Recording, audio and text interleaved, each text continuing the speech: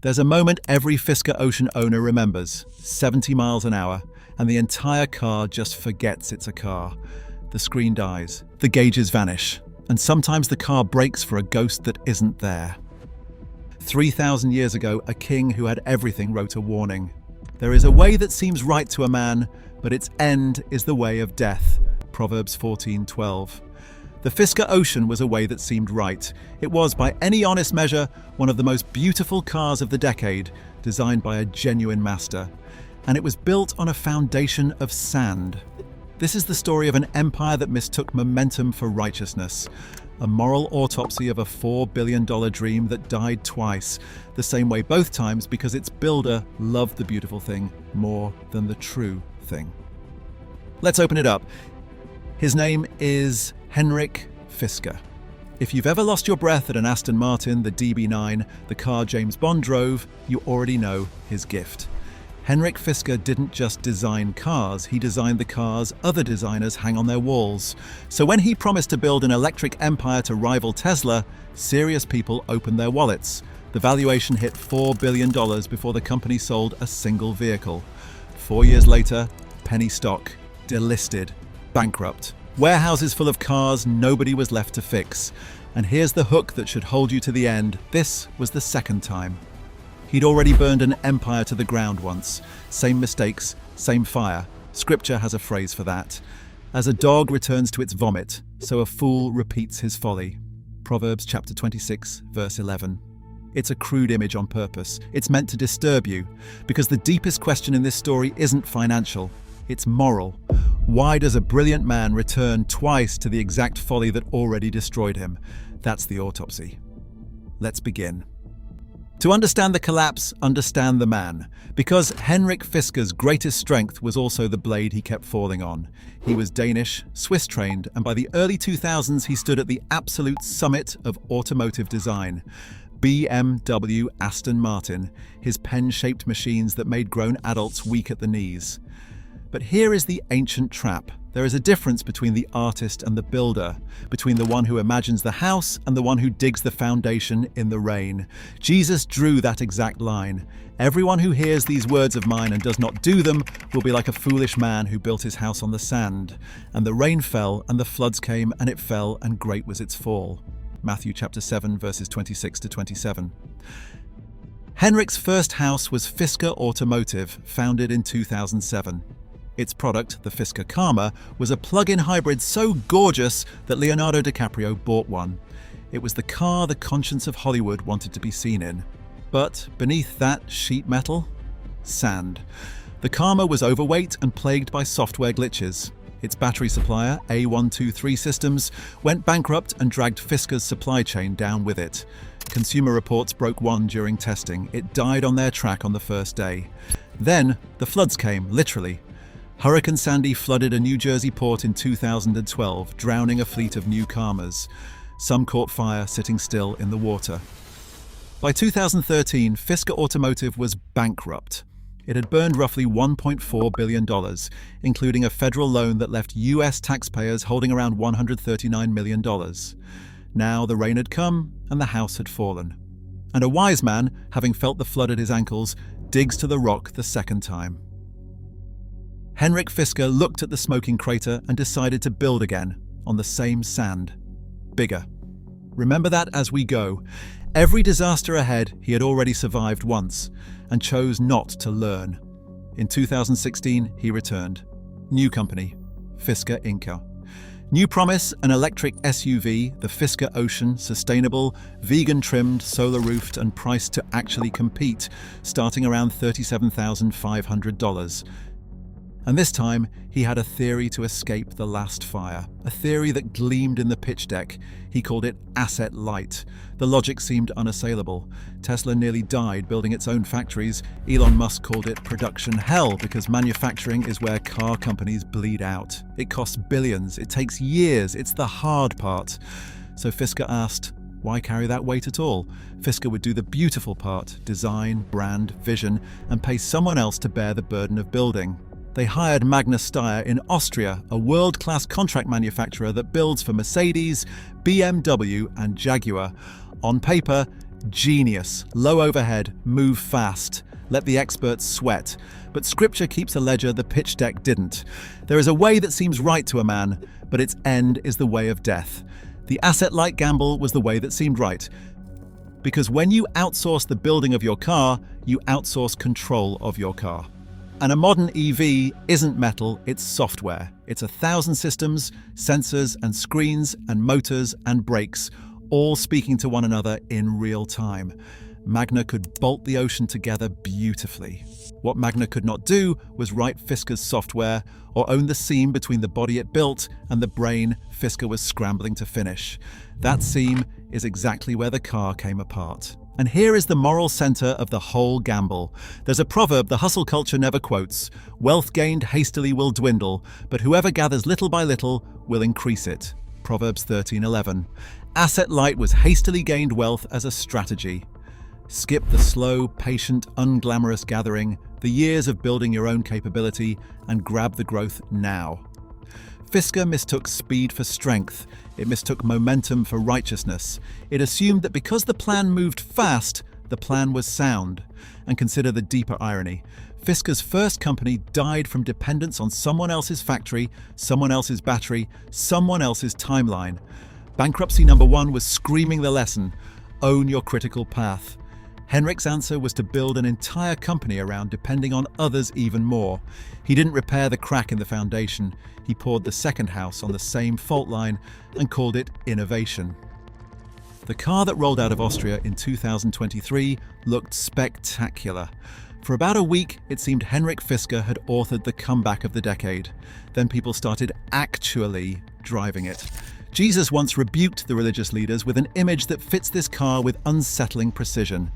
You are like whitewashed tombs which outwardly appear beautiful, but within are full of dead men's bones. Matthew 23:27. The Fisker Ocean was a whitewashed tomb. Beautiful outside, hollow within.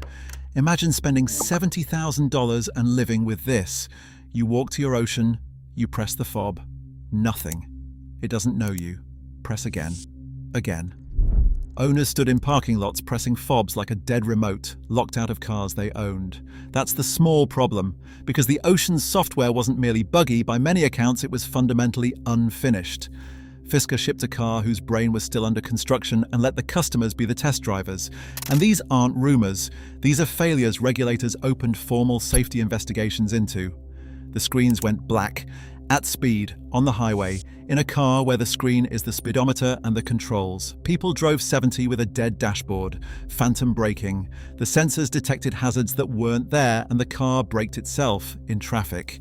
Few sentences in engineering are more frightening than the car brakes for ghosts. The car wouldn't shift. Owners reported it stuck, unable to reach park or reverse or drive. Reports of the car rolling when it should have held. Reports of losing power mid-drive, the doors. Reports of doors that would not open from inside. In a 2-ton machine, that is not an inconvenience. That is a tomb sealing. The National Highway Traffic Safety Administration opened multiple investigations: braking, unintended movement, doors, power loss, covering thousands of vehicles. For a company that had sold only a few thousand cars in total, the ratio of investigations to cars was staggering. And here the asset-light gamble collects its debt. When a smart car has a software problem, you heal it overnight with an over-the-air update. That's the promise. But Fisker's software was so tangled, so underbaked, so poorly wed to hardware someone else built, that fixing it was agony. Updates came slowly. Some reportedly made things worse. Owners called their expensive new SUV a beta test they'd paid to join. Now look at the pattern with clear eyes. The Karma, a decade earlier, was crippled by software glitches and integration failures. The Ocean was crippled by software glitches and integration failures. Same wound, same blade, 10 years apart. This is the whitewash. Henrik could paint a tomb more beautiful than anyone alive. What he would not do, what he apparently never learned to do, was tend the bones inside.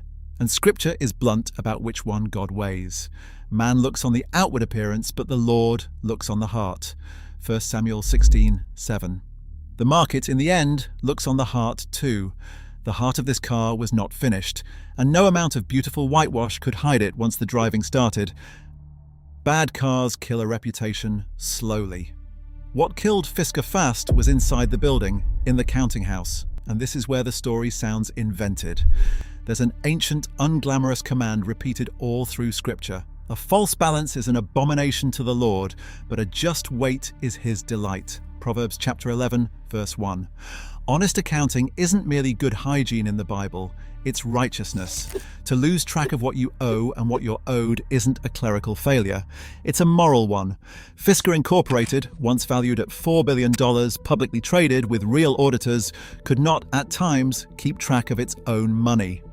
As it scrambled to actually sell cars in late 2023 and early 2024, its internal systems were so disorganized that Fisker reportedly lost track of millions of dollars in customer payments people had paid. And Fisker, in cases, could not confirm the money had arrived or match payments to customers or reconcile what it had collected. Not made a bad bet, not overspent on marketing, lost the money. Millions of dollars dissolved into a fog of broken spreadsheets and manual processes, and a finance team that could not keep pace with its own product. There were reports of cars delivered with no clear record of payment, and payments received that were hard to trace. The chaos grew so severe it helped delay the company's financial results and raised going concern doubts. The polite accounting phrase for "we're not sure this company survives the year." Why does this happen? How does a real company lose its own money? The same disease. Fisker poured its soul into the beautiful thing, the car, the vision, the founder's obsession, the unglamorous machinery of a just weight, the controls, the reconciliation, the boring back-office righteousness that ensures a dollar in is counted as a dollar in, that was starved. Whoever is faithful in a very little is also faithful in much, and whoever is dishonest in a very little is also dishonest in much. Luke chapter 16, verse 10. Fisker wanted to be trusted with much, billions, a global empire, while proving unfaithful in the little, the counting of a single customer's payment, and Scripture warns you cannot leap that gap. The little is the test of the much. The spiral was brutal and fast. The stock that rode the 2020 boom to a multi-billion-dollar valuation slid, then plunged, then collapsed into penny stock territory, cents on the dollar. In early 2024, the New York Stock Exchange delisted it entirely. A company worth $4 billion was now a rounding error in the shadows of the over-the-counter market. A potential lifeline deal with a major automaker, reportedly Nissan, fell apart. The cash ran dry. Layoffs swept through, and in June 2024, Fisker Inc. filed for Chapter 11 bankruptcy. The Oceans that remained, thousands of them, were sold off in a fire sale to a leasing company for a fraction of their price. Cars that cost $70,000 went for around $14,000. He who trusts in his riches will fall. Proverbs 11, verse 28. The riches were never as real as the valuation claimed. And when the wind came, the man who trusted them fell, and so did everyone who trusted him. Here's the cruelest chapter, and it's the one that turns a business failure into a moral one. When a normal car company dies, your car still works. A Saab still starts, the brand is gone, but the machine is a machine. The Fisker Ocean is different. It's a machine that depends on its maker to keep living. The software needs updates, the bugs need patches, the recalls need fixes only Fisker could send. And Fisker was gone. Thousands were left holding a car worth $70,000 with unresolved safety issues, software fixes that might never arrive, almost no service network, and a warranty now owned by a bankruptcy estate. Scripture measures a man by exactly this, what he leaves behind for the people who trusted him. A good man leaves an inheritance to his children's children. Proverbs 13-22. Fisker left its customers an inheritance of orphaned machines and unanswered recalls. The owners formed their own communities, reverse engineering fixes, trading parts, and workarounds, becoming the support department for a company that no longer existed. That is the true cost of the asset-light dream. Fisker didn't only build a company with no factory. In the end, it built a car with no future, beautiful hardware, haunted by software no one was left to exercise. So return to the question we opened with, the one that actually matters. Why does a genius fail the same way twice? This wasn't bad luck striking a good operator 2 times. Line the failures up and they are almost eerily identical. Both built a stunning car.